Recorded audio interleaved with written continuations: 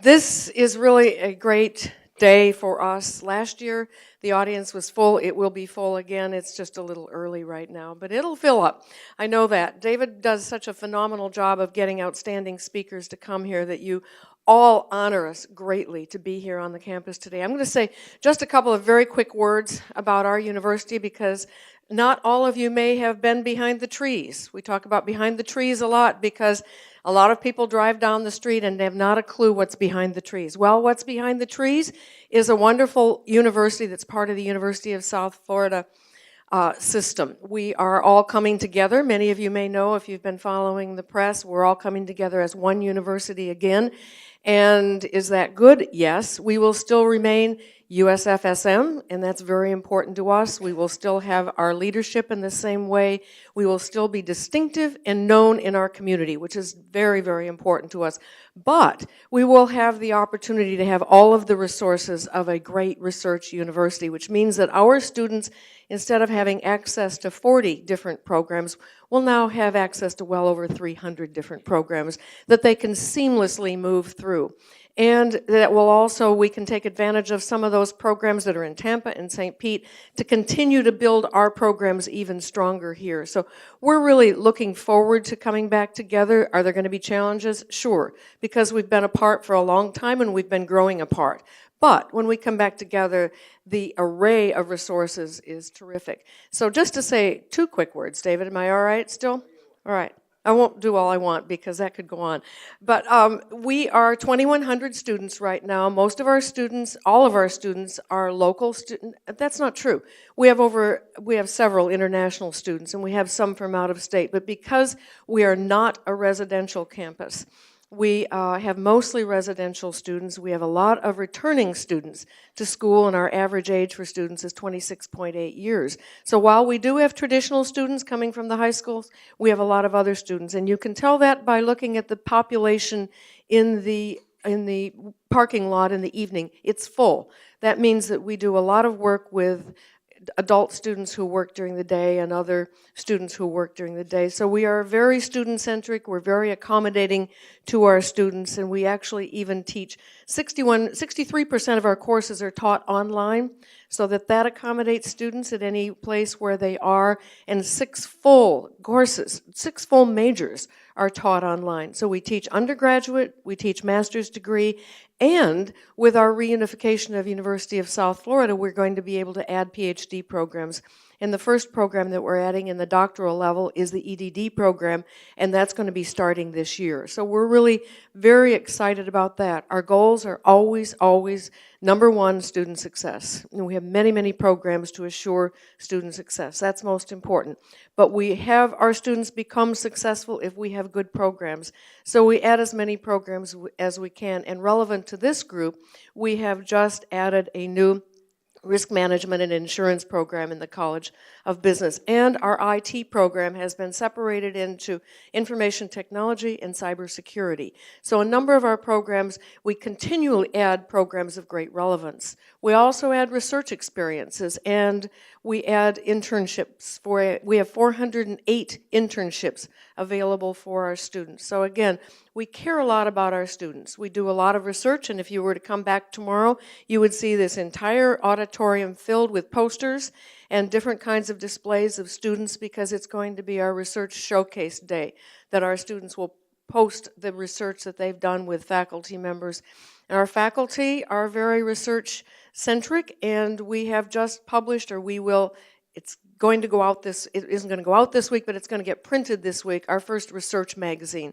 So we really want to make it clear to our community that this is a university where a lot of research is accomplished. I'm going to stop talking, but I'm going to say one thing because I'm seeing one of my colleagues here from the area, and this is Dr. Don O'Shea, the president of New College. And Don and Linda DeMello, who is manager of a program that we call the Cross College Alliance. And this is bringing together 5 local universities. One is New College, one is USF-SM, the other one is State College of Florida, the other one is Ringling, and the other one is Florida State Ringling. And together, think of the array of different programs we have for students and the array of activities that we have for the community. So we are very excited about this coalition or whatever you call it. It's a collaborative. We're very excited about working together because we all bring different strengths and we can all contribute things. And collectively, we've just done an economic impact study that suggests that we bring together, that we accomplish together more than $659 million for the community and to serve 28,000 plus students. So this means that we don't have one big research university, but we have a collection of universities that can accomplish much the same thing. So we're excited about it. I'm sorry to have gone on so long, David, but I wanted you to know a lot about this wonderful little campus where you are today, and thank you for being here. Please enjoy your day. I think you'll love lunch outside. Karen, thank you.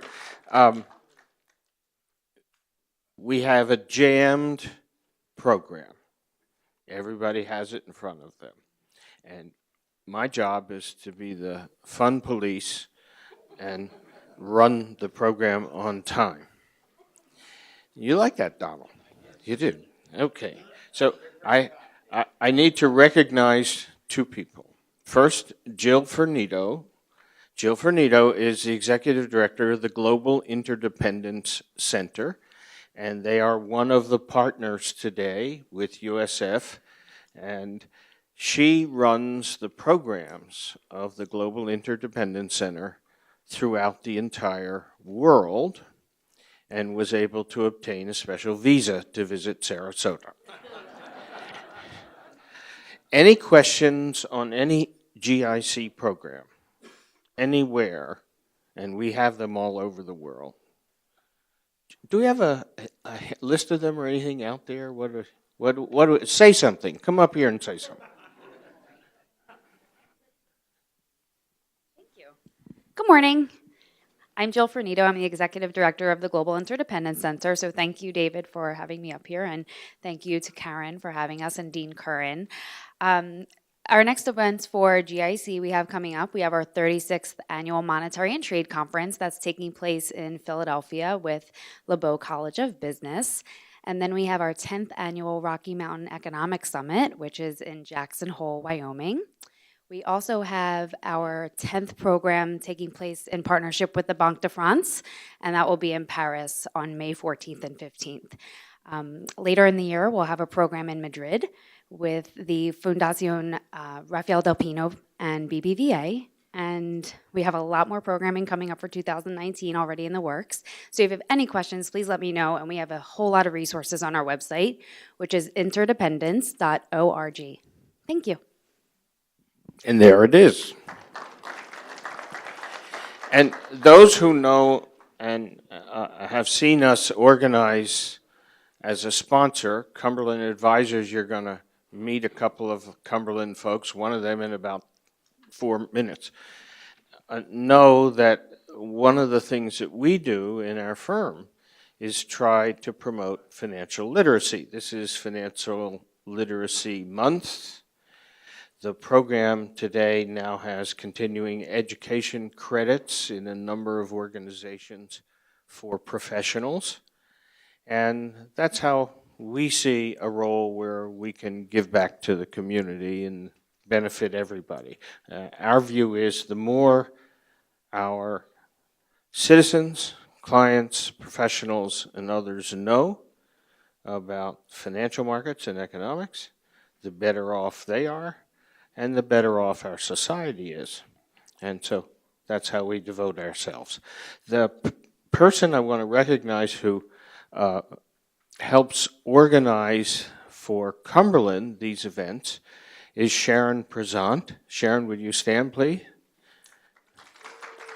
And since she wants me to say a few words, I'm not going to do it. I'm going to hand her the microphone, and you say something. Good morning. On your seats, you'll find a slip of paper that has the ability for you to sign up for our newsletters. If you want to do it on your own, the website is there. If you would like me to do it, fill it out, hand it to me, and I'll be happy to add you to our mailing list. And welcome, everyone. And if you have any other questions during the day, here I am.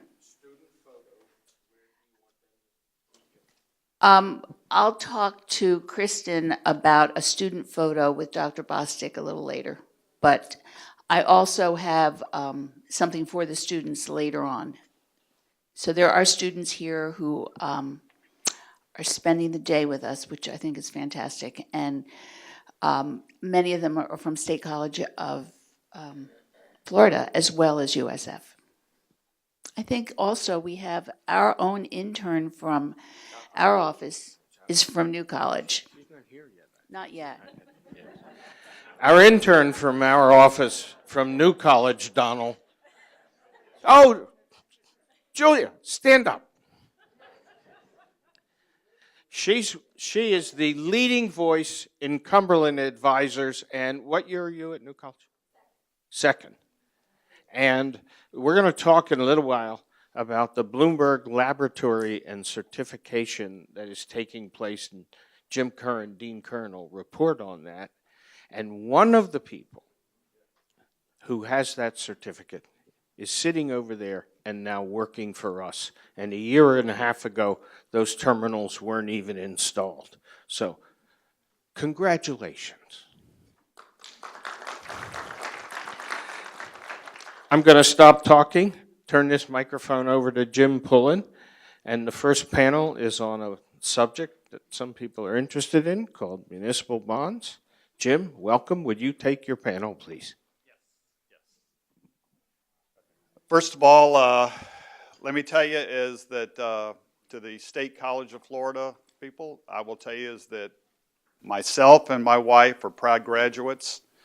Many, many years ago, it was not called State College of Florida at that time, but we both are graduates, went on, and my wife then got her doctorate, and I, of course, went on to 4 years also later. But to the State College of Florida students, welcome. And to all the students, welcome. First of all, let me say thank you very much to David and to USF for inviting me here to moderate this panel, this very, very prestigious panel, which we're going to start with today. Very, very impressive. So let me introduce them first. Our panelist today is going to be a little bit interactive. I'm going to say a few words to begin with regarding the municipal bond market. I'm then going to introduce questions to our panelists. They're free to answer the questions, whichever one they feel is most appropriate to them. And to chime in, we do have some slide decks, which we're going to try to access, but we're going to try to make it very informal. Then, approximately 10 minutes before we end our session, we're going to open up to Q&A at any time to anyone in the audience that has any questions. There'll be a roving mic at that time. All right. First of all, let me introduce our panelists. We have Natalie Cohen, who's a managing director and head of municipal research for Wells Fargo. I'm not going to read these very, very impressive bio sketches. You can read them on your own time, but they're extremely impressive. William Hogan, Bill Hogan, who is actually a senior managing director of public finance with Assured Guarantee. John Mousseau, who is one of David's business partners. He's an executive vice president and director of fixed income at Cumberland Advisors. And Hector Negroni, who is co-founder, co-executive officer, co-chief executive officer, and chief investment officer of Fundamental Credit Opportunities. All of these individuals have very, very broad background in the area of municipal markets. Some specialize in certain areas, but they all have very, very broad backgrounds in it. So let me just say a few words, if you don't mind, regarding municipal markets in general. Tax-free municipal bonds have been a major investment asset class for high net worth and high income individuals, families for generations, as we all know. Just a few years ago, the after-tax returns for this asset class were very near the return of the U.S. stock market. However, since the 2008 financial crisis, the municipal market has undergone major changes. There's been a significant decline in the number of bonds issued with a credit enhancement such as insurance, which we're going to discuss quite a bit today. Prior to the crisis, approximately 50% of the bonds were issued with insurance, and recently only a very, very small percentage, maybe as close as 6%, are issued with insurance. The conditions of the amount of the state debt and the conditions of public pensions are critical factors in determining the creditworthiness of bonds, and because of this and the heightened credit risk, it's made it increasingly difficult for individuals and advisors to research municipal bonds, another topic we're going to cover a little later.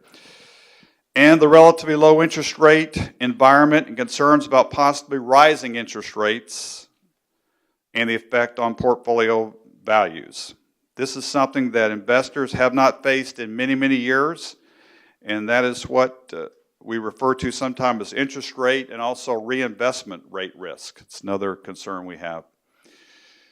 There are fewer broker-dealers in the marketplace since the crisis, and because of this, investors have limited access and possibly is not as much oversight and review of the market as we did many years ago, 10 years ago. Although the internet has allowed somewhat more accessibility to advisors such as myself. The questions I have for my bonds through, should I invest in mutual funds, exchange-traded funds, closed-end funds, or should own them in a separately managed account, individual securities? And how are each of these type vehicles affected differently during major market fluctuations? What are the expenses? What are liquidities? What's the marketability of this type of thing? Okay. Currently, individual investors own approximately 60% of this municipal market, either directly through brokerages or indirectly through mutual funds, ETFs, closed-end funds, like I mentioned. Another situation we're facing this next month is brokers, advisors, are going to be required to disclose what we refer to as a retail markup or markdown to investors on trade confirmations. So as a result of this shifting environment, the traditional do-it-yourself investor and financial advisors who work in this almost $4 trillion marketplace are increasingly turning to experienced firms such as those that we have here on our panel for institutional access to inventory, professional execution, active management, and credit oversight and review. Right? So let me start with a few questions to a couple of our panelists. All right? Pose this one a little bit to any of our panelists, but a little bit to John and to Natalie Cohen. And let me just ask them just very simply, what is your overall outlook for interest rates over the next 12 months, and why? And how do you see this affecting municipal bond markets, and why? We didn't say we'd make it easy on them, did we? No. All right. John, Natalie? I'll handle it first and then pass it off to my friend Natalie. We think the outlook for municipal bonds is terrific, and a little of it is bifurcated in the sense that if you looked at short-term municipal bond yields, 2, 5, 7-year type things, they're fairly low, and they're probably priced appropriate to Treasury bonds, 75-80% ratio of yields. Once you go out to the longer end of the market, you see a very disjointed market where you can get practically 4% on a tax-free A or better, municipal bond, and that compares to a 3% Treasury bond. So our viewpoint is that the Fed is taking us back to normal, and normal would have been basically the Fed funds rate at something at or above the rate of inflation. And they're on that course to do that. So you're going to continue to see short-term rates rise, albeit at a slow rate. In that framework is the idea that you haven't been in a market where you've had a Fed raising interest rates on the short term since the 2004 to 06 period. That was the last time the Fed raised short-term interest rates. So to the extent that we're actually getting back to normal, I think that's been reflected in the stock market, and now it's getting reflected in the bond market. And one of the ways we think it gets reflected in the bond market is that those long municipal bonds that are trading at about 125, 120% ratio to treasuries will eventually go back down to around 85, 90, something below 100%, because that was what it was like pre-financial crisis.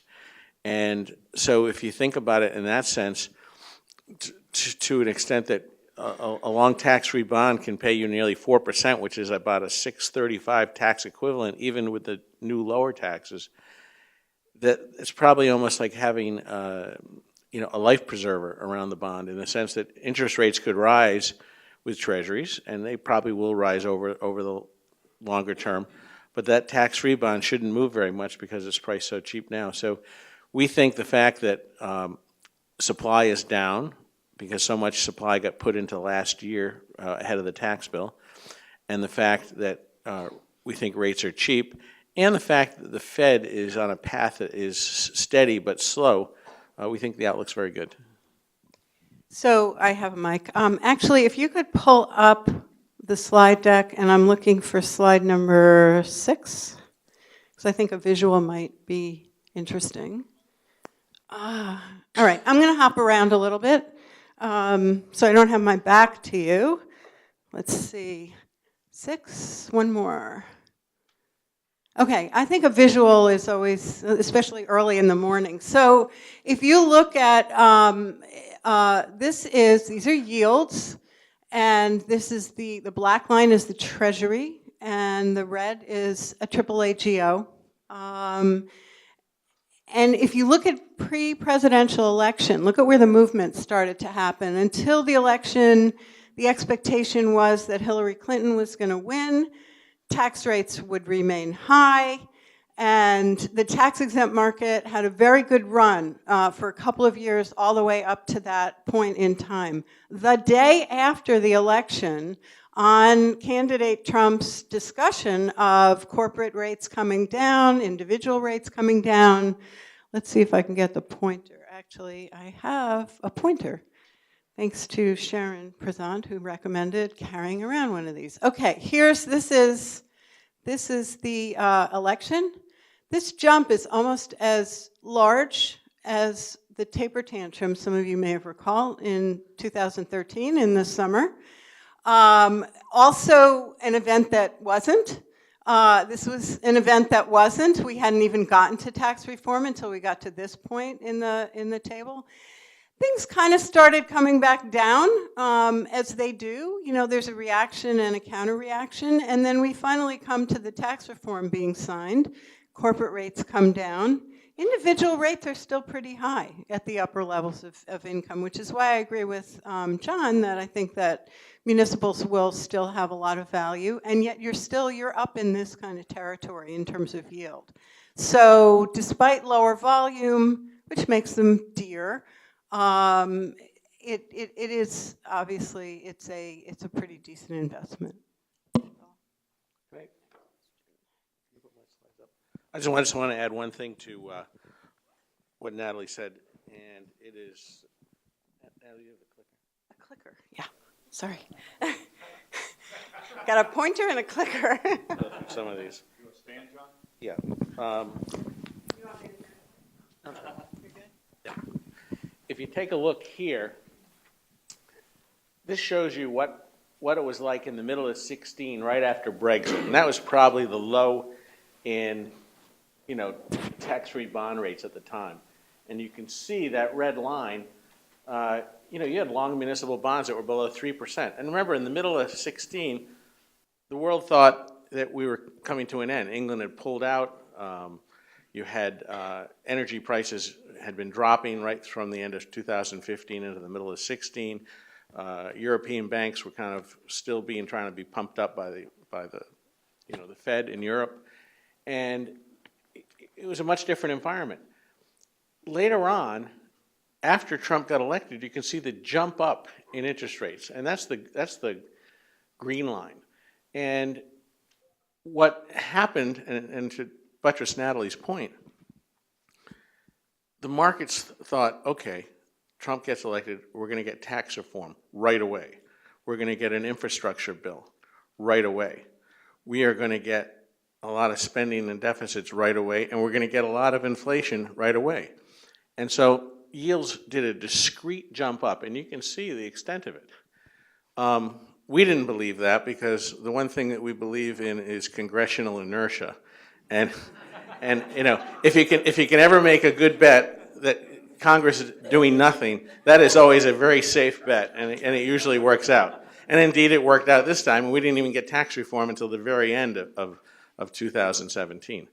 But look what's happened since then. You've seen yields come down somewhat, and that makes sense because inflation's actually lower now than it was when Trump got elected. But you can see in the purple line, short-term yields are actually higher, and that's a reflection of what the Federal Reserve is doing. So it goes to the point that I was making before, that we still think tax-free bonds in the long end make a lot of sense. And yields are still pretty cheap when you consider that this is a reflection of the highest degree of credit quality. A AAA tax-free bond, plenty of bonds are out there yielding 3.5%, 3.75%, 4% yields. And like I said, once you gross it up for the tax exemption, it's pretty compelling.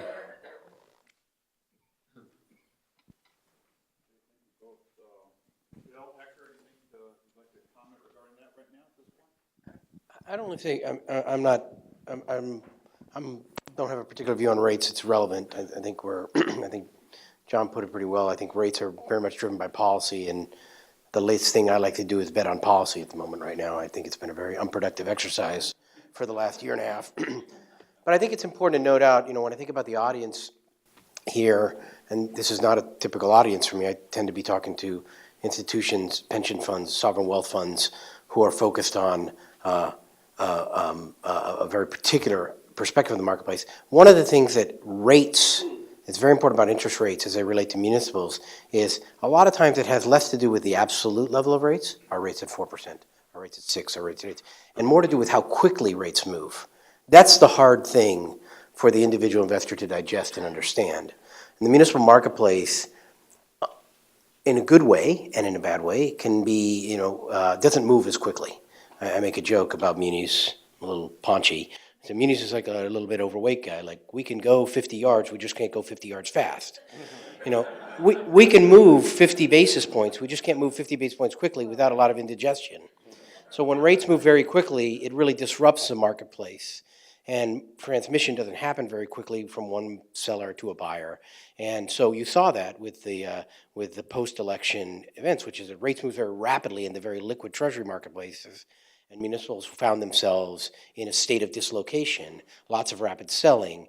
And that wasn't particularly reflective of a rate view, but more a dynamic of the fact that when rates move quickly, our marketplace can be very easily disruptive. In either direction, by the way.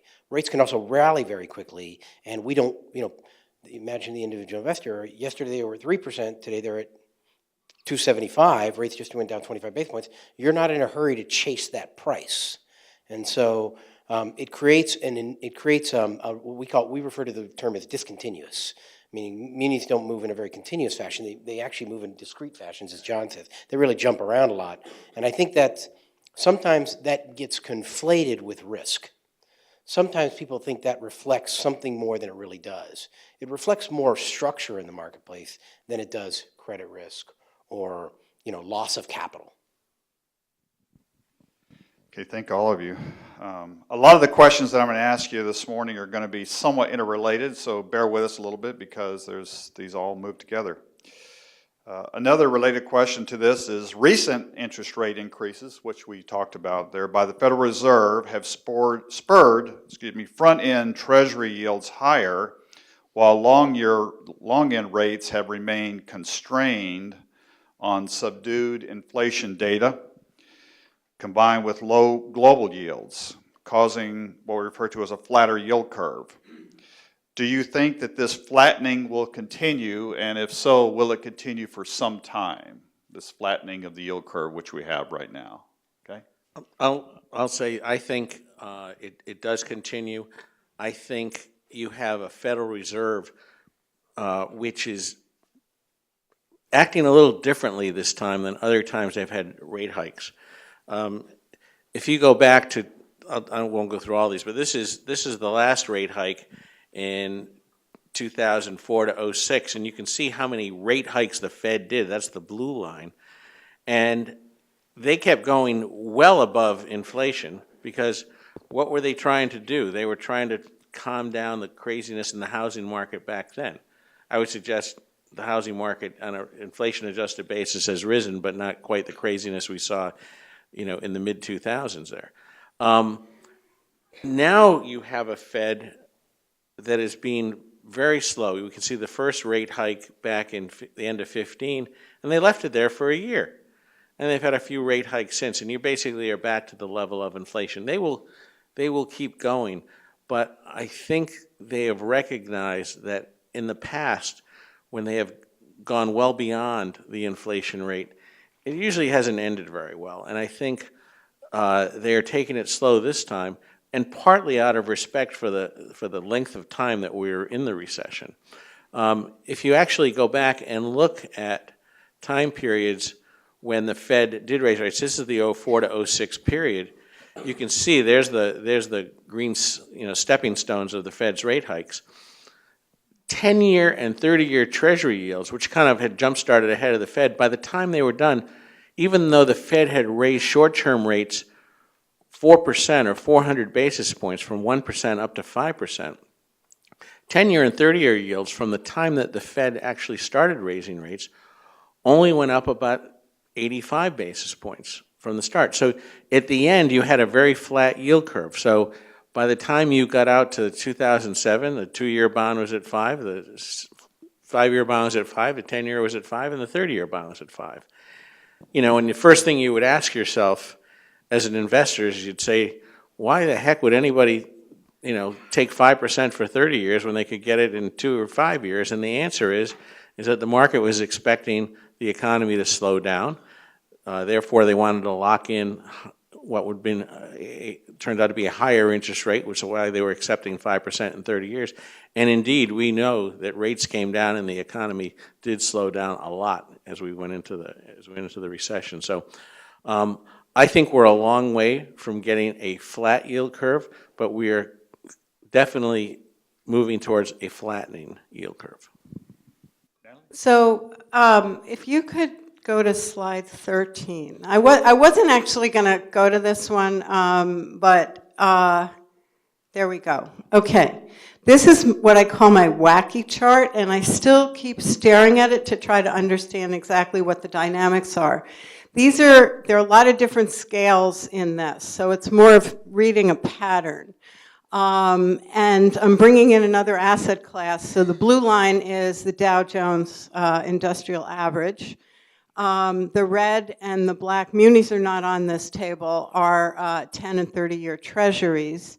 And then the white, this is similar to what John was talking about, but taking like a Google Maps or Google Earth, you're like going way back in time to the 1980s. And you can see the steady slope of, or ski slope of treasuries.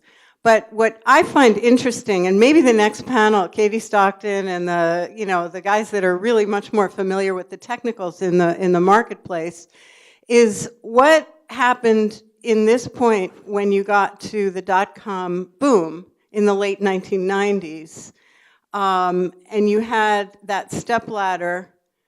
I would argue, and this is for future research, that Federal Reserve, the pattern of fixed income treasuries and the Federal Reserve action had everything to do with pulling down inflation, what was going on in the economy, a lot less to do with the equity markets until you kind of reach this point in here after the dot-com frothiness.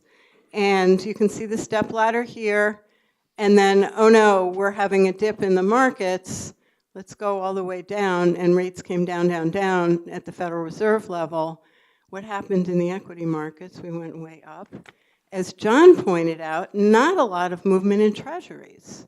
So I would argue that after this point, we had a lot less action in treasuries. And then you had, again, the 04 to 06 housing bubble, step, step, step up. And what happened here? We had the financial crisis coming down. And then we went to the zero bound. So, and then look at the blue line at what's happened.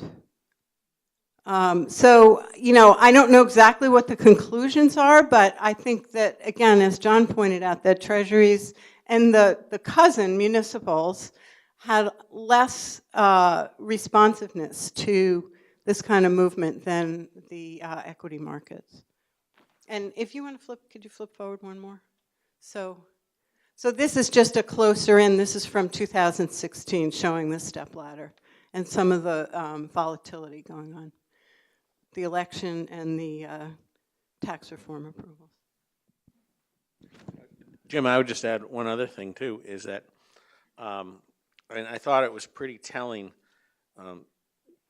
you know, when Chairman Powell did his first interview a week, or I guess it was 2 weeks ago, talking about the markets, and somebody was asking him about long-term treasuries and movements, and he said, you know, these things can be very gradual over long periods of time, and you know, people wonder whether you're on a different secular cycle of interest rates. You know, we have spent the last 37 years with long-term interest rates coming down, and every cycle has seen a new low that was lower than the last low, and if interest rates rise a little bit, the high in interest rates is still lower than the last high. And are we reversing and going to a pattern that was like 1946 to 1981? What people, if you could put my slides back. If people, you know, remember, especially if you were driving and sitting in long gas lines and remember how horrible the late 70s and early 80s were, and I'm sure a lot of people's first homes were double-digit mortgages in here. But if you look back and you say, okay, let me see here. Here's a line showing you basically the 10-year Treasury bond from 1946 to now. And if you look at this, you can see how violent it was, and you can see those patterns that I mentioned as you come down. So we get the question a lot, are we on the other side now with the rise in interest rates? And the answer is we don't know, and we won't know until we go through a full interest rate cycle. But the good part that I thought Chairman Powell brought up is that even if you are, it doesn't probably mean a lot if you're only going up 10 or 15 basis points a year. And he made the point, and I brought it up here, is that this is the time period from 1946 to 1956. And by the time you were done, you were up less than 1% in yield over 10 years. At 10 basis points a year, that isn't very much. And so the idea is that if we are having slow but rising intermediate and long-term interest rates, that's actually good for bond investors because it means their reinvestment rates are higher and they continue to compound. I mean, I think it really goes to Hector's point, is that when you get the violent shifts is what spooks the hell out of everybody, but gradual rising interest rates are actually good. Oh, those are great points, thank you. And we're going to talk about some of that in a second. One thing I noticed on your slide, John, it showed the muni bond yield there as a percentage of treasuries, and one slide was 103% down to 85% during that one range. Right. Right now, we are approximately at what percentage relative to? For very high grade bonds, you're probably at around in the neighborhood of 110%, and for you know, bonds that we would normally own for clients that are AA revenue type bonds, you're probably closer to 120, 125, even 130% once you get up to the 4% level. And I think if you think about it, the part in here that I mentioned with the muni ratio yields, muni to treasury yield ratios dropping, is that common sense would tell you that if you're in a rising interest rate environment where interest rates are rising because the economy is doing better, unemployment is dropping, traditional reasons, that you're only going to need 75 to 80% as much a rise in municipal yields as you do in treasury yields because of the tax exemption. In other words, the tax rate's kind of baked in there. And I would submit that if you're starting that process at 125% yield ratios, the total return outcome looks pretty good. Okay, thank you. Okay, I'm going to shift a little bit some of our questions a little bit, and we're going to certainly delve into these interest rates, but I'm going to pose a couple of questions here a little bit to Bill Hogan, who is with Assured Guarantee. Bill, can you discuss how bond insurance right now is being received by investors and how the product is being utilized in the marketplace today after everything that occurred after 2008 and this type of thing? Sure, okay. I'd be happy to. Could you put up the deck, the Assured deck, please? For Assured Guarantee deck? Do we have it there? We got it, I think, yeah. Hi, folks. How you doing this morning? Good, good. Just to give me an idea of kind of, where to start on bond insurance, it's kind of a esoteric topic. How many of you folks own an insured bond or have sold an insured bond? Okay, all right. I got my work cut out for me, but that's good. The next slide. Okay. All right. So where is bond insurance being used in the market today? As you can see in this chart, it shows the percentage of volume in the market that's insured, and this is in the A-rated market, and then the number of transactions in the A-rated market that are insured. And the thing about the muni bond market is, several years ago, you may or may not be aware of this, but the rating agencies recalibrated all of their municipal bond ratings. So they made them higher. So about, I would say, 2/3 of total volume in the market every year is rated AAA and AA. And about 1/3 of that volume is rated A and BBB. And that's our target market, that BBB and A. We're a AA rated company. So when we wrap an A-rated bond or a BBB bond, we're providing more value to that, to the issue. Our target market, we do very, very well in our target market. Back in the old days, before the financial crisis, when there were 9 bond insurers out there, all chasing after the same business, about half of the market was insured, about 50% of the market. Now that's under 10% because there are 2 writers of insurance right now, Assured Guarantee and Build America Mutual. But in the A-rated market, 25% of the par in the A-rated market is insured. And 55% of A-rated deals in the market every year take insurance. The thing about the muni market is, unlike the corporate market, there are a lot of issuers, and there are a lot of small deals. There's I think, 55,000 issuers in the municipal market. And we do, like every year, we must qualify 3,000 or 4,000 deals and insure, 1,500 transactions. A lot of deals are under $5 million, and they're sold to retail. A lot of community banks buy those deals, maybe $5 or $10 million. And we do big deals too. We've done deals this year and last year that were over $400 or $500 million in one single transaction. The next slide. So this shows kind of the league tables. We're the dominant insurer in the market, and we insure about 60% of insured par. And our competitor, Build America Mutual, that was formed by some colleagues of ours about 3-4 years ago, and they're doing about 39% of the market right now. Next slide. So this, as I said, this shows this kind of a good, cross-section of the types of deals that use insurance that we've insured, I guess in 2017. So it's from everything from school district bonds, school district issuers, to not-for-profit health care, to see Montclair State, a student housing deal. That's a bond that's backed by dormitory fees. It's not backed by the university. It's kind of like a project finance deal. We've done Louisville Arena, which is backed by stadium revenues. for the basketball stadium, basketball arena in Kentucky. And, you could see we did the city of Orlando, city of Dallas. Those are general obligation bonds.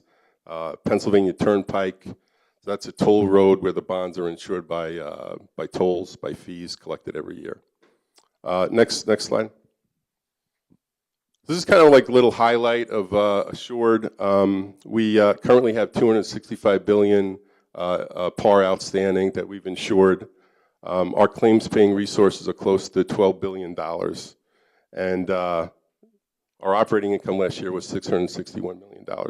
The number at the bottom, the $500 million, that's really important because about $500 million of our insured bonds trade every day. So it provides liquidity. So if you own an insured bond, it's going to be easier for you to sell that bond. But theoretically, versus being uninsured, there's kind of a broader market and acceptance for a RAF bond. Next. So after the financial crisis, we're still writing a lot of business. We did between $15 and $20 billion of insurance last year, but a lot of our book has been running off, and that just means our balance sheet's been getting stronger and our leverage has been going lower. So when you look at insured par to our capital, that was 131 to 1 leverage back in fourth quarter of 2009. That's down to under 40 to 1, which positions us very well to deal with problems like Puerto Rico, which Hector and I are going to talk about a lot later. Next. Puerto Rico update. You know what? I think I'm going to save this, Jim, to when you get to this Puerto Rico segment. Okay, great. So with that, I'll turn it back to you.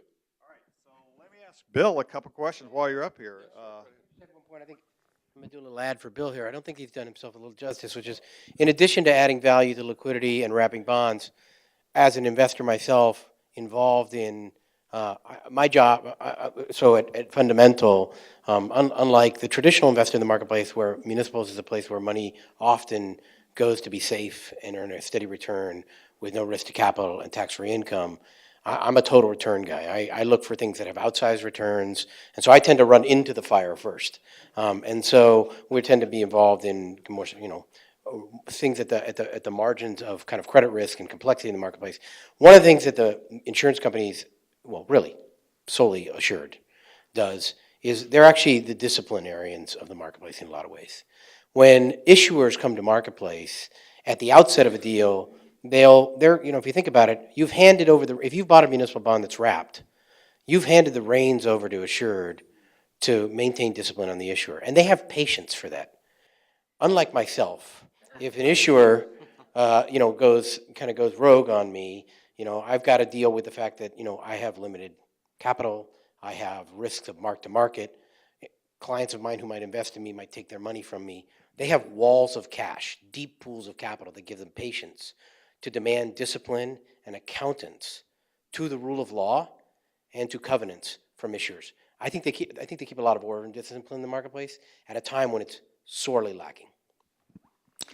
All right, while we're on this topic, let me focus some of these to Bill and Assured Guarantee. Bill, what happens when a municipal bond or a municipality goes bankrupt, and what can a retail investor expect?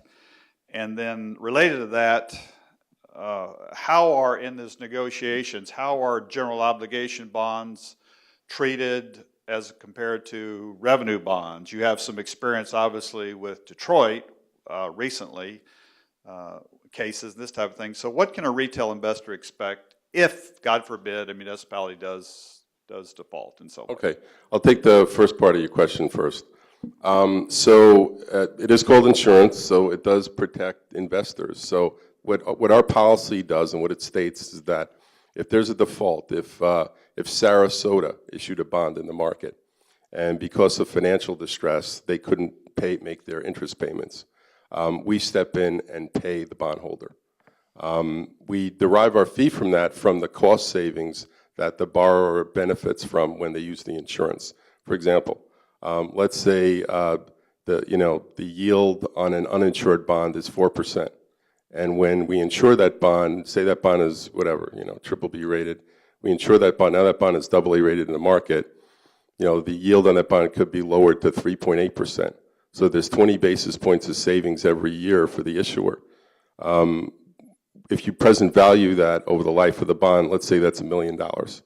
We typically take about half of that spread, and it's paid out of the bond escrow when the bonds are issued, and that's our fee, $500,000. The issuer still benefits, saving $500,000 over the life of the issue. So there's a financial benefit and a lower cost of capital to using the insurance.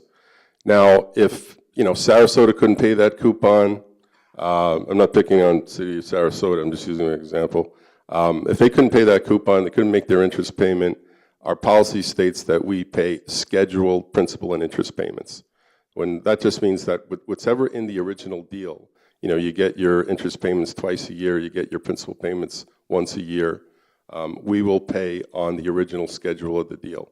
If they don't pay at all, we'll pay the full principal and interest on the bond. As far as, GOs versus revenue bonds, if a municipality defaults, the bankruptcy laws are Chapter 9. Chapter 11 is corporate bankruptcy.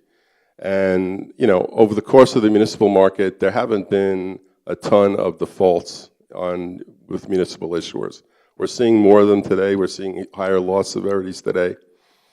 But generally, I guess when we started in the business, and Natalie and I started at the research side, we were kind of taught, 20 years ago that a general obligation, full faith credit, unlimited tax bond was kind of the best bond you could own. Well, they might not be the case anymore. In Chapter 9, what we found is that, if you have a revenue bond, and this is what's happening in Puerto Rico, which is a little disturbing, but typically, if you own a revenue bond, you kind of high. I lost the mic. Oh, okay.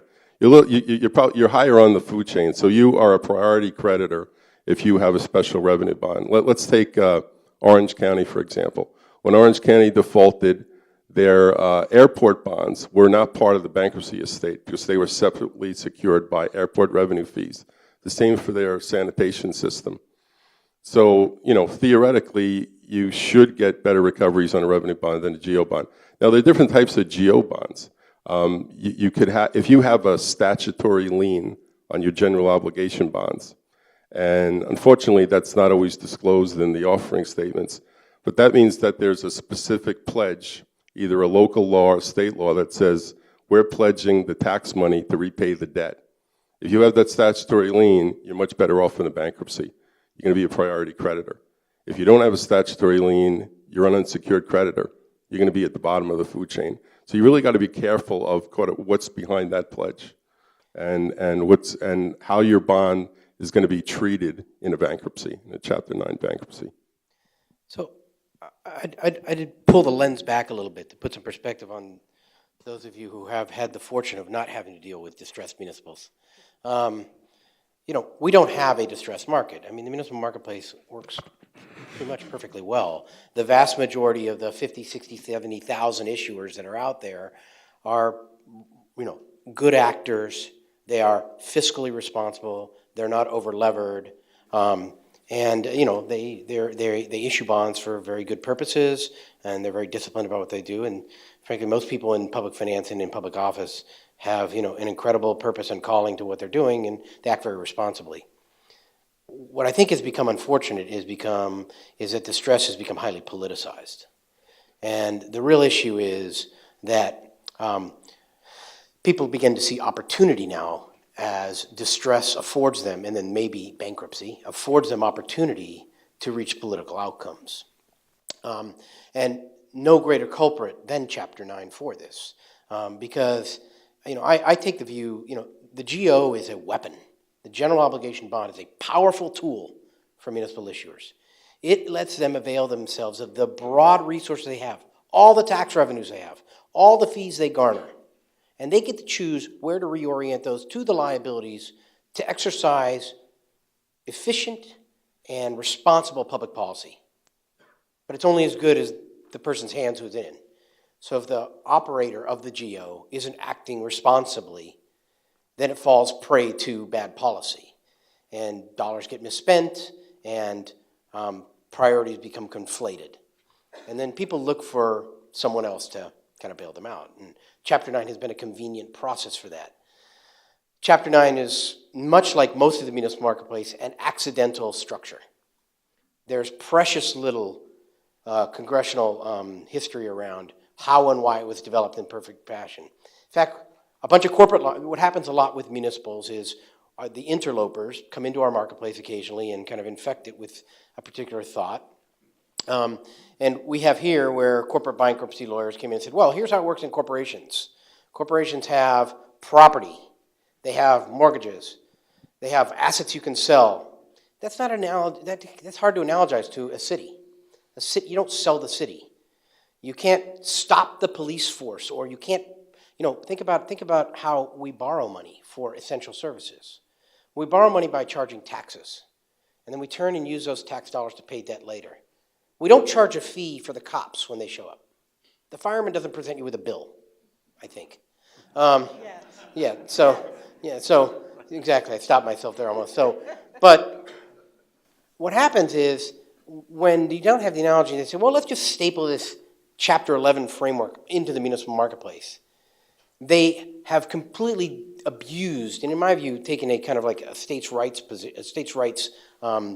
dilution here, because GOs are generally empowered by state constitutions. But as soon as a municipality crosses into bankruptcy, the state constitution is not a relevant factor in the matter. The framework for analysis of the judge is to say, is that secured or is that unsecured? And the GO, since it doesn't have an asset or a mortgage or something you can't sell the city, you can't sell the courthouse. As a result of that, it by default falls into being an unsecured category. And as soon as it becomes unsecured, the world gets topsy-turvy. Now this security, which was enshrined in the constitution of a particular state, has been created to be subordinate to a bunch of subordinate or parity to many other things. And so what I'm really getting to is we have an unfortunate, while we don't have a large wave of distress, Meredith Whitney was wrong.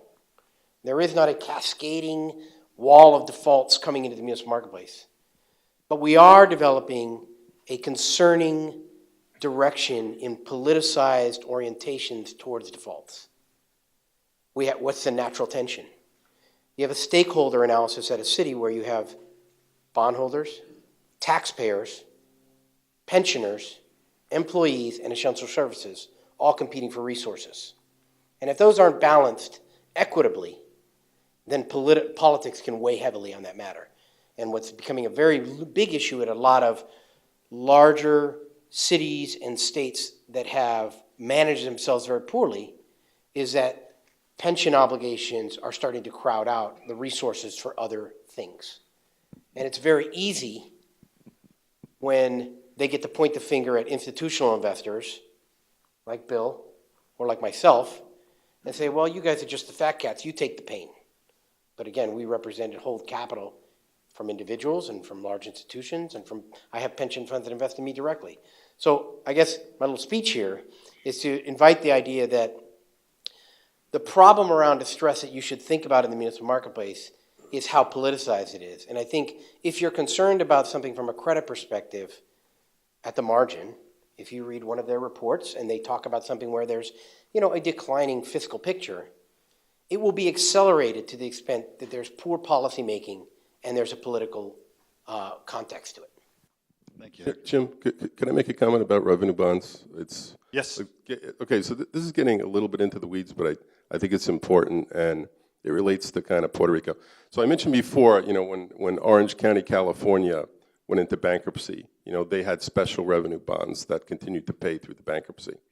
The same for the city of Detroit, which went through the biggest municipal bankruptcy prior to when Puerto Rico filed. Their total liabilities were like $17 billion, including their pensions. But their water and sewer bonds, which were separately secured, water and sewer bonds weren't backed by taxes in Detroit. They were backed by water and sewer fees. And back in the 1980s, there were amendments made to Chapter 9 to protect special revenue bonds. So again, in Detroit, Detroit stopped paying on some of their GO bonds, and some of their GO bonds were haircut. We insured some of those bonds. Their general obligation unlimited tax bonds were haircut 25%, and so we covered that 25%, and all of our insured bondholders were paid in full.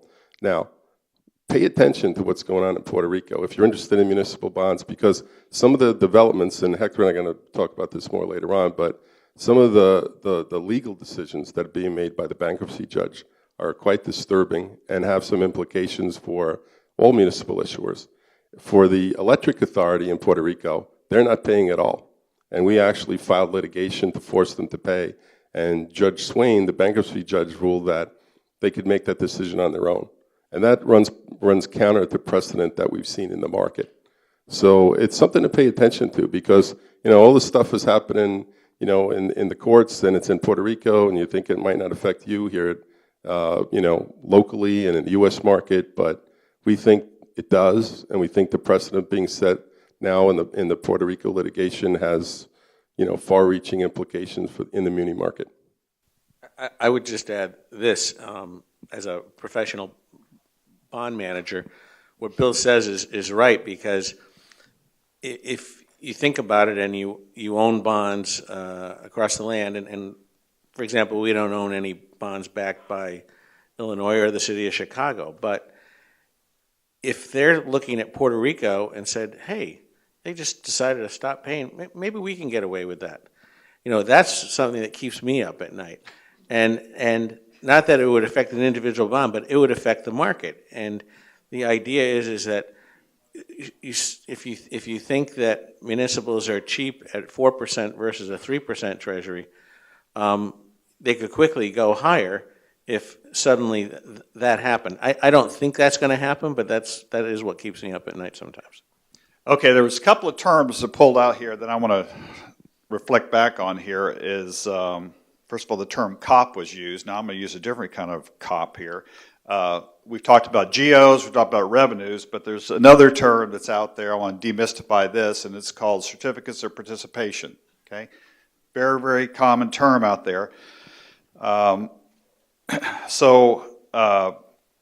The first thing, when I look at the term certificates of participation, that's about as descriptive as the word bonds is in describing the municipal security. However, when one sees this term, the first thing one should ask is, what is the underlying security that I am as an investor are participating in? We've talked about GOs, we know they're direct obligations, moral obligations, revenues have direct revenue streams. Certificates of participation, we especially see these a lot in school boards, we see some other times. Can any one of you want to comment on what COPs or certificates of participation really are, and as such, John, Natalie, anyone? I think, I'll pull back just a little bit and then get to the answer. I think one of the things, you know, a natural extension of what I was talking about earlier is, you know, when municipalities and cities are faced with the challenge of, you know, accessing capital for purposes, they have to contend with resources and kind of authority. And so one of the big limitations is they often have to go get voter approval for something, or they're at capacity, or it's not a particularly favored project. And so we have a whole long laundry list of tools that have been used in the municipal marketplace to kind of get around the traditional access to capital, which is to go seek your approval or to levy a particular revenue on a particular, you know, a fee on a bridge or, you know, a tax on your property. And COPs are kind of one of those types of structures, which is a way of characterizing debt that doesn't fall under the obligation of being, you know, accountable to your vote or to a particular fee. Now, that may sound a bit pejorative. I'm a little negative on them. I think generally speaking, that doesn't mean I'm right. I mean, I think generally speaking, though, they reflect an inclination to do things kind of to be a little creative outside of maybe, you know, kind of like drifting outside, drawing outside the lines a little bit, right? Now, that's not uniform. There are many states that have COPs that have far clearer protections. So they may not require your vote for a particular payment, but they may require being approved as part of the budget in total. So if a city or a state or a county doesn't approve its entire budget, then the COPs wouldn't get paid. But that would mean they'd have to not approve their entire budget. And so that helps. Other times it's very narrow. Maybe they just have to approve payment for this particular item on an annual basis, and it's subject to their willingness to do so. And so I think one of the things I'm really trying to draw your attention to is, and this is probably a good point for Natalie to weigh in on too, is it's almost more important to have a strong view on credit quality before you have a view on security. Because security is slowly becoming diluted. Now, I'm not saying that in some kind of like rash approach, like don't believe in your security packages, because they're, like I said, the market still functions perfectly well. But if anything's going to lead to, people being kind of lazy or slipshod around meeting their obligations, it's when they have financial instruments that allow them to do them, and their credit's deteriorating. So the short answer to your question is, COPs is a vehicle by which, it's another way that you can access capital that doesn't involve the traditional means of attaching a specific fee or seeking your vote. And also make sure you're getting paid for the additional risk that you're taking on. Just to underscore what Hector said, some of the drivers for the emergence of COPs would be in California, Prop 13 made it very difficult to do general obligations, so certificates of participation came in. They're done in Texas, Florida, certainly in the school area, when you're in a period of very rapid growth and you have a county-wide school system that is allocating the capital to this part of the county or that part of the county, but this part of the county is growing really fast and they really want that school super fast and the county can't quite, get their act together, that's when you'll start to see that pattern emerge. And I think to Hector's point, if you have a high-grade county, you're looking at a growth period, and you also have the company of many in COPs around the state, because if one goes down, I think it will cast a shadow on the others. So there is a lot of pressure put to bear when you have one that is not necessarily doing as well. On the other hand, Detroit, on the pension side, sold certificates of participation that were this very unusual structure in order to get money into the pension fund, and that came under a lot of question during the bankruptcy proceeding. Well, I like that explanation. Even I understood that one. That was great. Finally. I don't mean to say it that way, but finally. Okay. Pensions? Okay, we'll talk about pensions in a second, okay? Hector mentioned something regarding total return. We a lot of times think about municipal bonds as an income vehicle, but there's also part of them, the total return. This is a little bit focused to John Mousseau, a little bit in that, John, I know that Cumberland manages most of their fixed income portfolios with what we call active management for a total return focus as opposed to current income focus, something like this.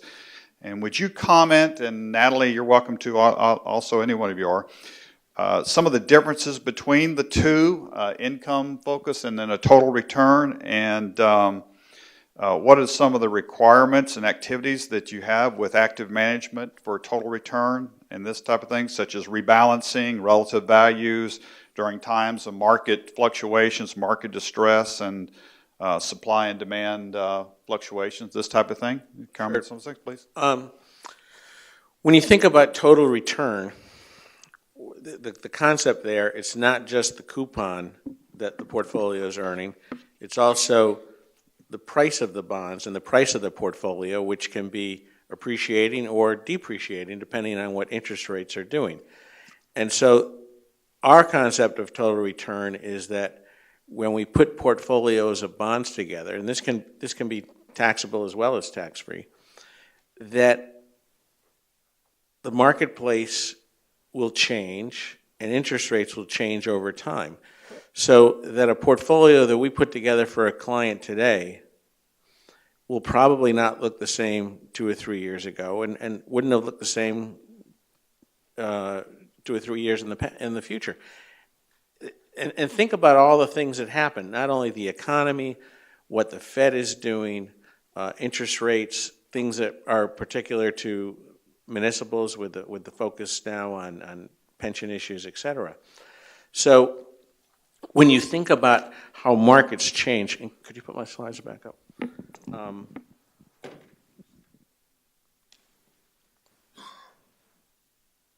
I lost the clicker. If you,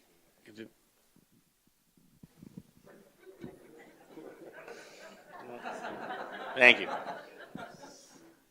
Thank you. If you think about things that have happened in the last few years that cause markets to change a lot, this is a great picture. And this just basically shows you long-term municipal bond yields. And it's really over the last 10 years. And the first spike up was when Lehman Brothers went under and we started into the financial crisis. And there wasn't anything particular about muni yields spiking because every yield on every bond except a treasury bond was spiking then, because nobody wanted to own corporate bonds, nobody wanted to own mortgage-backed bonds, nobody wanted to own real estate, they clearly didn't want to own the stock market, and you can see how yields climbed. And part of what afflicts the municipal bond market is that a lot of assets are held by bond funds, and when you get to these periods of distress, bond funds are met with redemptions and have to sell. And when they put lots of bonds on the market to sell, it tends to be a herd mentality and it's all happening at once. And the market, it tends to happen fast. And I think Hector brought up that point before. It's like, it isn't the rise in yields, it's the swiftness of the rise in yields which shocks the market. You jump ahead and you see in 2000, end of 10 and beginning of 11, Meredith Whitney, and as Hector said, Meredith Whitney was wrong. But if you remember, she went on 60 Minutes in December of 2010 and said there's going to be, billions of dollars of municipal defaults in 2011. It didn't happen, but it didn't stop the bond market from getting hurt as all these bond funds had to sell and yields went higher. Then you jump ahead to 2013, we have the taper tantrum, which to this day is the most confounding thing that I have seen in all my years of managing bonds. And you had a bond market which shot up in yield very fast, not just munis, but treasuries as well. And it was because someone asked Chairman Bernanke, who was head of the Fed at the time, whether they would taper sooner rather than later. And tapering means they would stop their buying program of buying long-term treasuries and mortgages, which at that point they were buying at the pace of about $45 billion a month of both treasuries and mortgages. And his answer was a very flip answer, and he said, yeah, we'd probably taper sooner rather than later if inflation creeps a little higher like we want to, and if unemployment continues to go down. And he just kind of brushed it off. Well, the market only heard one word, and they heard sure, and they just went to the races and started selling bonds. And meanwhile, in 2013, while yields were going higher, inflation was actually coming down, not going up. And the pace of growth in the country was actually dropping, not going up. So to this day, when people say, well, markets are rational, I will point to that as saying, no, they can very much be irrational. And then you see the last sell-off there was after Trump got elected, and we talked a little about that before. What's interesting about the four of these is that when you can see the yields rise, if you took a ruler out and put it up there, you would see the slope is greater than 1. Which means that yields were rising at an increasing rate. And as a bond manager, you look at that, and when yields are rising at an increasing rate, the only thing you know is it's like shooting a bullet in the air. Eventually, gravity takes over.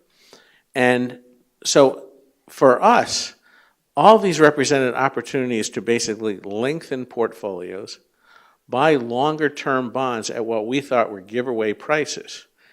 And then as yields come down, we will shorten those portfolios, get a little closer to shore. If you see that period there just before Trump, you see Brexit on there. That's the point that I brought up earlier.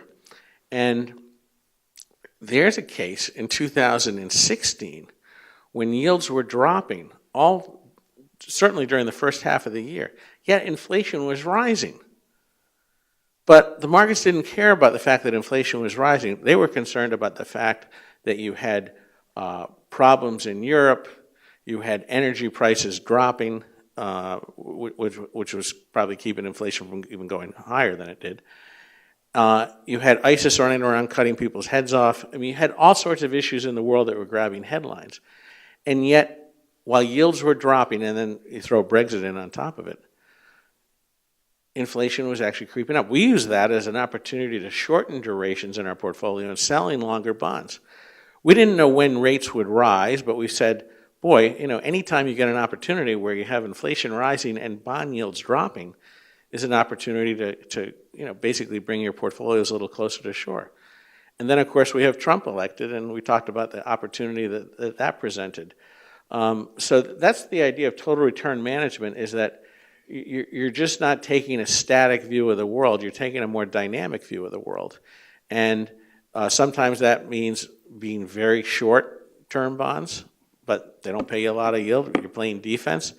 And other times it means lengthening portfolios and playing offense to capture some of those gains. So our viewpoint is that over time that really works. And there's time periods, Jim, when an income-oriented portfolio is going to look the same as a total return portfolio at those peaks where you tend to lengthen bonds. I think I'd just add to that there's a spectrum of investing styles in the municipal marketplace. And if you think about it, from income-oriented to the most extreme example of total return, which is like us, a hedge fund in municipals. And so in the income orientation, and even as you get over to the kind of activity that John's talking about, they're primarily focused on a strategy of being long or less long, meaning you own bonds or you own fewer bonds or you own fewer bonds in a particular category. They don't have, however, by virtue of a desire to draw in tax-exempt money, that bias, that preference, which is reasonable, they don't allow themselves often a number of other things. And this is where ourselves kind of jump a little bit into the world, and we do things like get short. So we'll sell things. So for example, one of the biggest positions I have in our portfolio is we're short all the states with bad credit, with bad pension problems in credit default swaps, and we're long all the good states in credit default swaps. That's a pretty technical, complicated, structured position that generates zero tax-exempt dollars. Not really something that you'll consider, that you consider to. It's why the audience we talk to tends to be pensions and global money looking at total return. What they want to know is they want to see all the ways that you can insulate yourself from downside and make upside consistently every year. My job every year is to make between, 7 and 12% every year, but it's adult swim. It involves volatility, it involves illiquidity, it involves being exposed to litigation, and it involves foregoing the exemption because most of our clients are foreign and don't pay taxes in the United States. The reason I highlight that is because it exists because the municipal marketplace is actually a ripe area for total return. It's the fragmentation. We are a marketplace that is half the size of the corporate marketplace, but we are something like 10 times more fragmented, meaning we have many more individual sellers of security and many more issuers of bonds, but we're a much smaller marketplace. It's a market of pebbles. I love that. I mean, this is all I've done all my life. They're going to carry me out on the field off a stretcher in a muni uniform. But it's because this marketplace is so unique and so nuanced that there's a really rich total return opportunity. All right, let me ask you a question. Can I just add one? I don't want to belabor the point, but to just say it in a slightly different way, there are investors that are coupon investors and buy and hold investors, and then there are mark-to-market and total return seekers and so on. I think it's important to separate when you read the newspaper and the financial news and you listen to Bloomberg radio, you're talking about a minute-to-minute change and fluctuation. You're talking about the fluctuations in the chart that John has up there. That's not coupon related. If you're a buy and hold coupon investor, you want to understand that this is going to happen. And if you're happy with the credit, if you like the name, you feel confident that they're running a good shop, go in and buy at the bottom. Meredith Whitney gave a gift to 2011 investors who bought at the bottom. That asset class, the municipal asset class, outperformed all other asset classes in 2011. And that's a total return analysis. But the point is, come in at that point if you're confident and comfortable with the credit that you're buying. Can I just add one more point to what Natalie said? looking at those yield ratios we talked about, in our view, the intermediate and particularly the long end of the muni market has been cheap for a long time and presents the best source for locking in income. So we manage, or have managed the portfolios for most of the last 10 years during the financial crisis in what we would classify as kind of a barbell approach. So where you have longer term bonds, but we also have shorter term bonds for ammunition, such as these sell-offs, when we lengthen portfolios. But the great point that Natalie makes is that the great thing about municipal bonds, if you're secure on the credit and paying the coupon, is exactly that. It's paying the coupon over time. JP Morgan's investment management area did a study about 4 years ago. It was after the taper tantrum. And what they looked at, this was for taxable bonds, but it holds true for munis too. And particularly even probably more because they're so cheap on the long end. But what they looked at was the total return on bonds over 20 years. And how much was from the coupon income and the reinvestment of the coupon income, and how much was from price. And the friend of my wife's, who was a tennis player, asked me, she goes, "Moose, you should be able to answer this question. How much do you think that was?" And I thought, okay, I'll say 75% was from the coupon income and the reinvestment of the coupon income, and 25% was from the price over 20 years, from 1994 to the end of 2013. I couldn't have been more wrong. It was 99% was from the coupon income and the reinvestment of the coupon income. And if you think about it, compounding over time is going to hedge it towards that answer. So the point of it is that you'll run into times when bond prices will drop, but they'll recover. That's a little different approach than what we do, but there's no question that is why we, unless we're expecting a bond Armageddon, and we don't, that we keep a decent amount of our portfolios in longer term bonds because of exactly the point Natalie made. Okay, as they talk, I could think of a dozen other questions to keep asking them because they just go through my head here. But Meredith Whitney's name's been mentioned about 3 times today. Next time Meredith, or someone like Meredith Whitney makes a comment and it happens, Natalie, please give me a call, okay? Because I want to know that too. We just didn't realize it at the time, of course, because she was on 60 Minutes. Remember that? Yeah. Okay, let's just shift just briefly pensions a little bit. This is a little broad-based, but pensions, municipal pensions is a major topic to all of our municipals, as we know. So what are municipals doing, if anything, to shore up their pension obligations? And has the recent market performance of the last 8 years helped pensions in any ways? And what do we see going forward regarding funding and this type of thing of pensions and this type of thing? So can you pull up chart 4 on or page 4 on my deck there? If I could just really quickly, I'm taking a slightly different angle on this this question, and I'd like to just connect the dots. I know many of you have noticed in the newspapers that there have been a small prairie fire of teacher strikes, school districts, okay? And out of curiosity, I pulled, because I'm a wonk, and I pulled some statistics from the National Center for Education Statistics, and they had a table of average teacher salaries going back to 2000, adjusted for inflation, so this is real change by state, and it surprised me quite a bit. In terms of, and there's a huge divide between the top states that have increased teacher salaries, and I just want to mention why this is important. There are 14 million local government employees, most of which are school district employees. The rest are city, towns, counties, municipalities. So the top states in terms of growth, I just want to mention, are the energy and the mineral extraction states that have had a great run. So North Dakota, Montana, Wyoming fall into that category. Highest increase in teacher average salaries adjusted for inflation since 2000. There are also a couple of coastal blue states in there.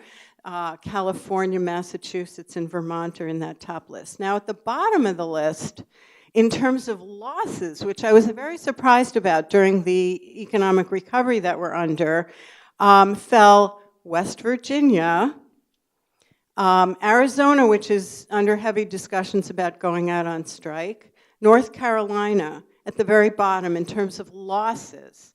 The very bottom is Indiana, almost a 16% loss in real income on an average basis for school teachers. I thought that was pretty astounding.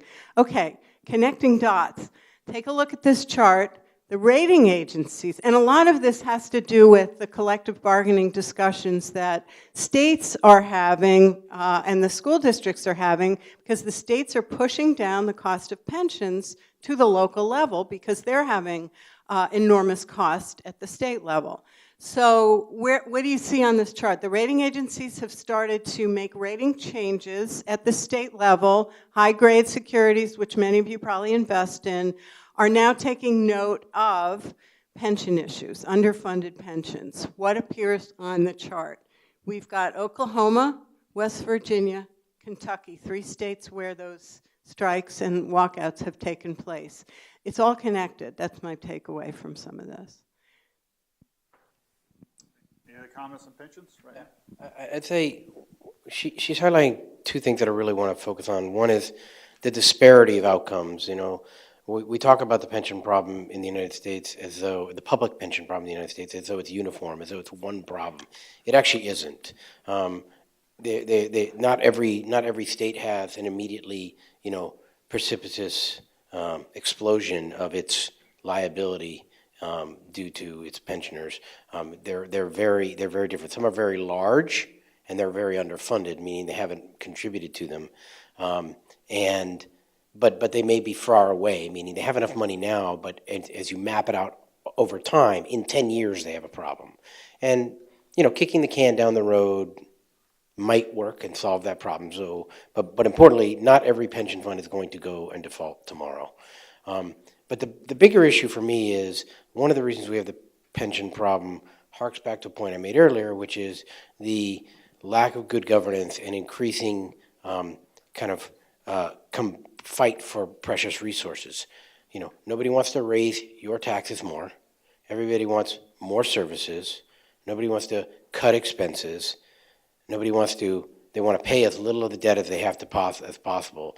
Reconciling all those wishes is very difficult. And at the moment, the one that where the headline risk out there is these liabilities that far outstrip kind of the demand for resources relative to everywhere else. An analogy that you could make to some places is like the city of Chicago.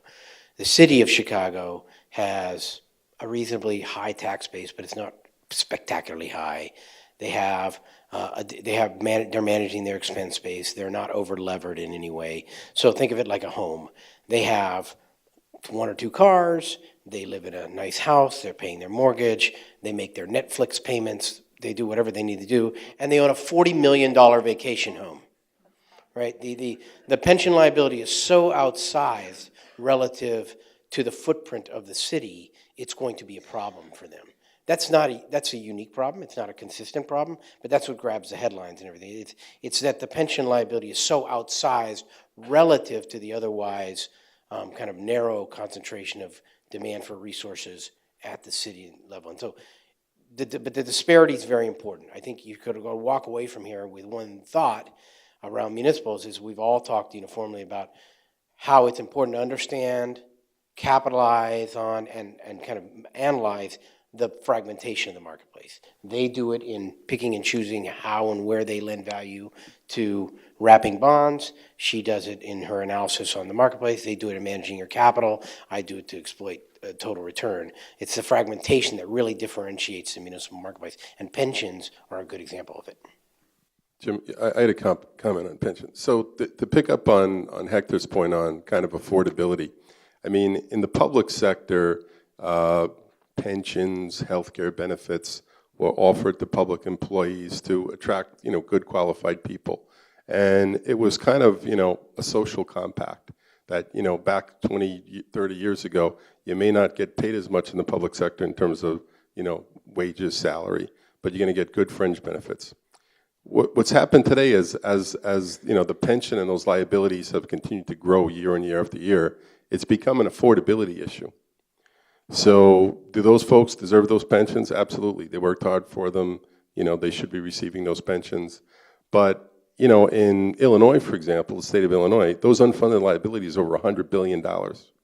And when you got a problem that big, you just can't solve it by raising taxes and raising revenues.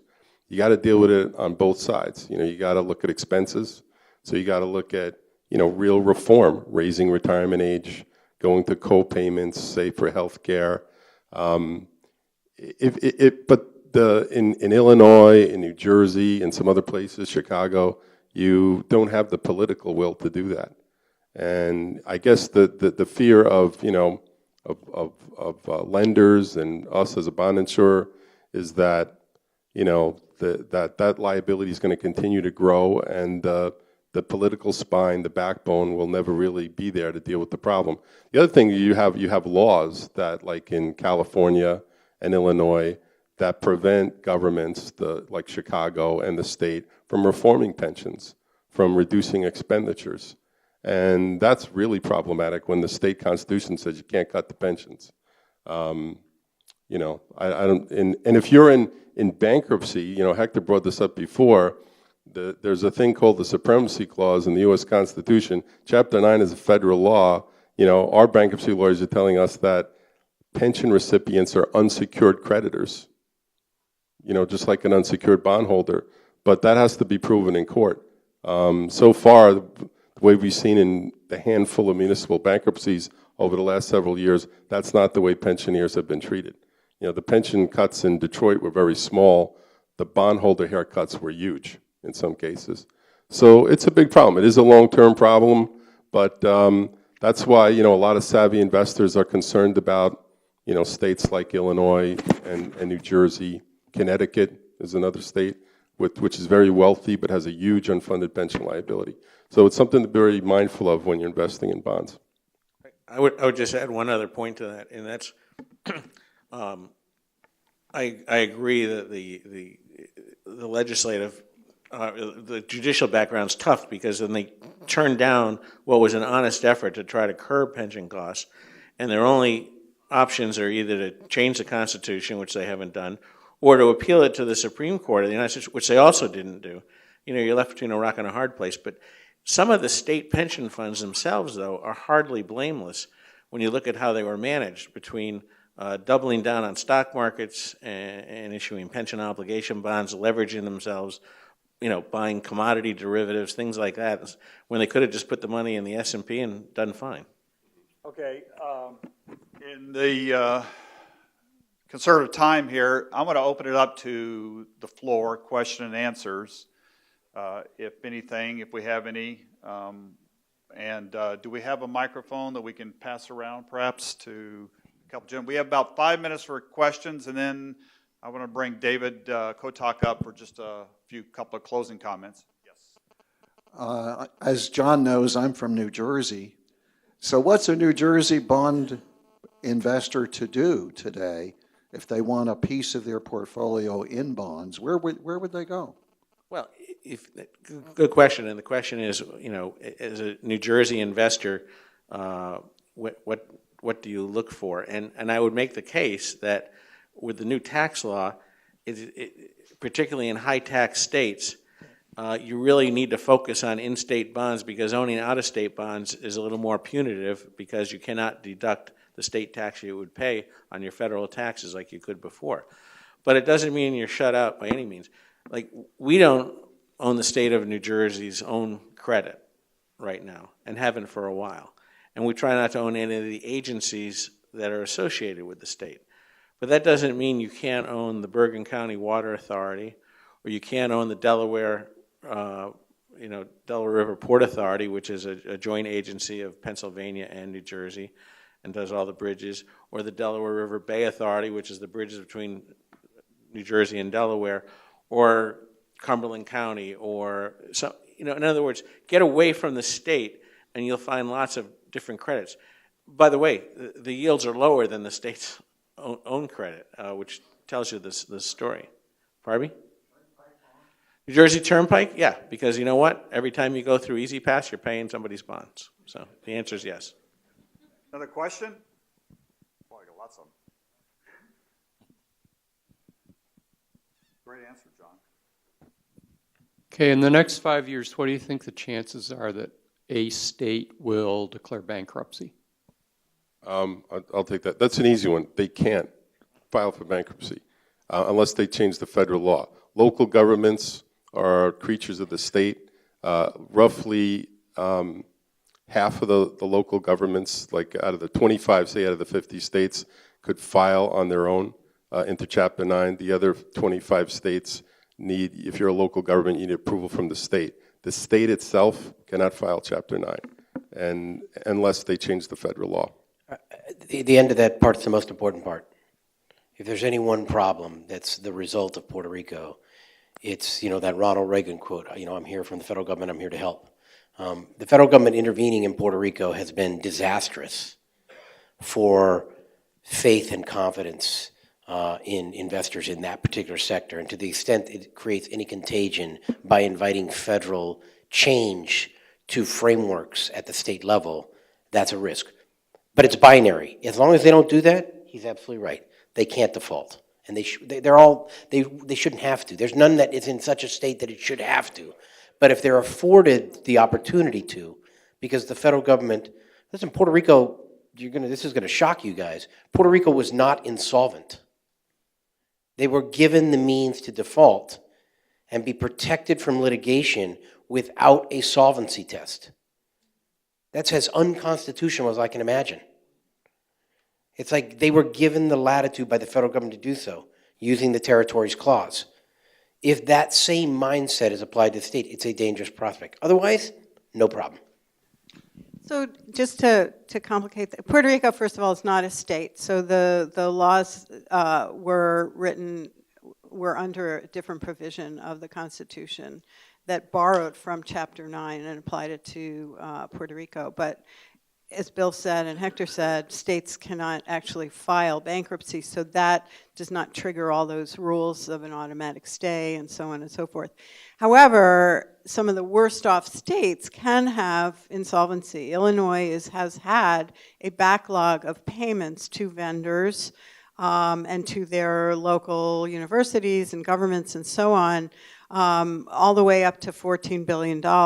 And so at what point do you kind of throw your hands up and say, hey, there's a problem here? At what point are they going to hit the wall in terms of cash flow?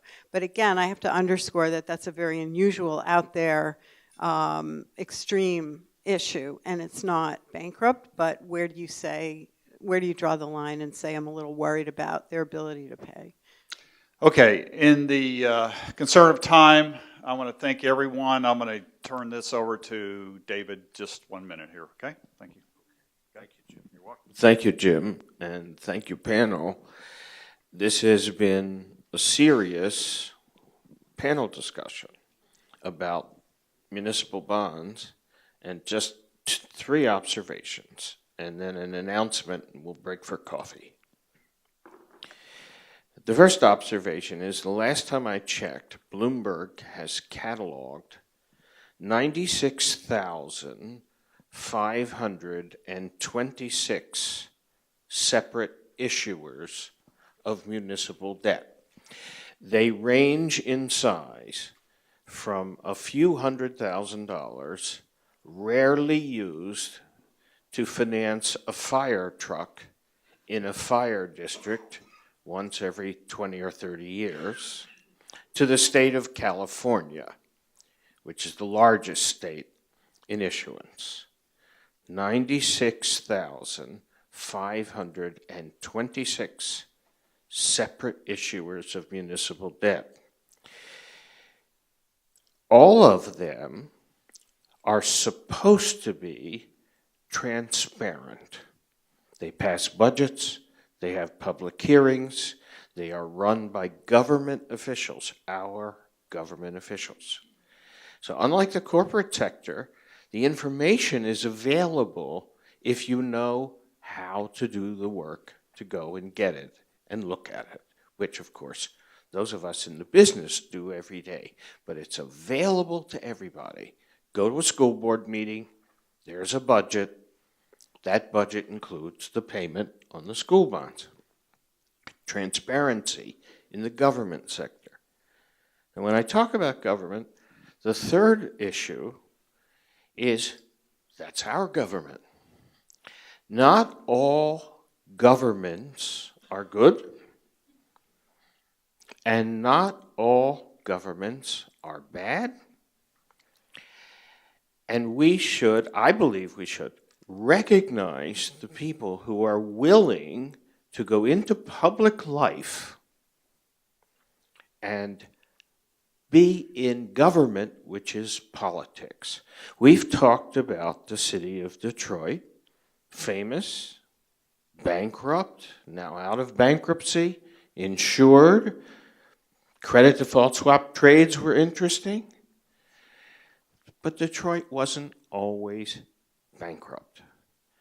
And there's a public official in this room that I would like to recognize, because in his time, after a very distinguished career, which included being a justice of the Michigan Supreme Court, the mayor of Detroit balanced his budget every year and had a good investment grade credit rating and managed the city at the time, and you insured them.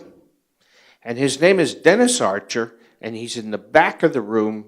And Dennis, we'd just like to recognize your public service.